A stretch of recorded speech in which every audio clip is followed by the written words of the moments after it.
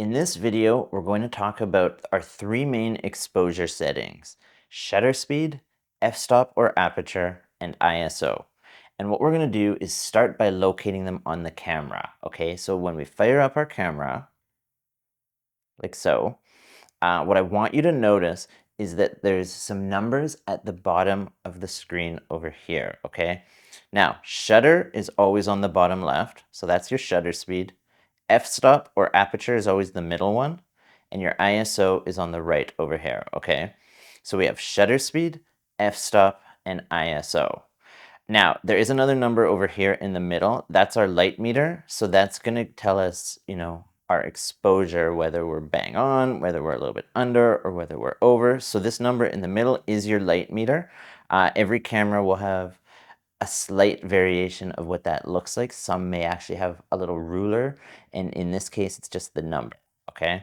But I just want you to remember that we've got shutter speed on the far left, f-stop in the middle, and ISO on the far right. Now that's pretty universal, so you should all be seeing that.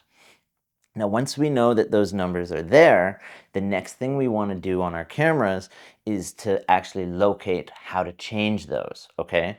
So for me, on my camera, I have this dial up here where my thumb is.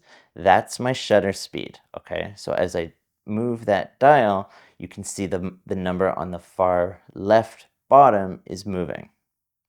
Now, on your camera, it might be somewhere different. There is a dial here, so you're gonna have to check out your camera and see what your setup is. Is it this dial? Is it this one up top? Now, cameras do have another dial. If you see my finger way at the back there sometimes is a dial at the front as well, okay? So depending on how you set your camera up from before or what the factory default is, check it out and just see which one moves that, okay? And if nothing moves it, then we have to go and set up some custom buttons, which you'll want to go into my custom button setup video to learn how to do that, okay? But make sure you can locate how to move your shutter. Now, the next one, our f-stop in the middle. So for me, this front dial that I mentioned earlier, that's my f-stop. So as I move that dial in the front, you can see my index right over here. There's a dial, and as I move that, that changes my f-stop number, okay? So shutter is my thumb over here. So find your version of that. And then my f-stop is the dial at the front, okay? Now for ISO, this number on the far right here, I have an ISO button on this wheel.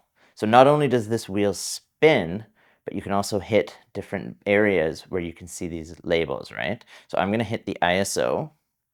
It's gonna pull up my ISO section, and then that's how I change my ISO. Okay, simple. So I just think it's important to understand that especially if you've never seen this before, shutter speed bottom left, f-stop over here, ISO on the far right. And then how do we change each of those? So again, shutter speed over here for me on the dial, my front dial is my f-stop, and my ISO is this button over here. Okay, now I just think it's important to get this kind of ingrained in your mind, because when you're out shooting, you do want to switch these things pretty quickly if you're shooting in full manual mode. Okay, you don't really want to be hunting around and not knowing where this stuff is. It should be pretty second nature. Okay, so I'll show you one last time. So shutter on the bottom left, f-stop in the middle, ISO on the far right. And then we've got my shutter speed on this dial here, okay? My f-stop or aperture is where my index is on the dial in the front, like that. And then my ISO, I hit it over here, and it gets me to that area for my ISO. Okay, so just practice that on your own and make sure your camera is set up and that you understand where each of these are, and I will see you in the next video.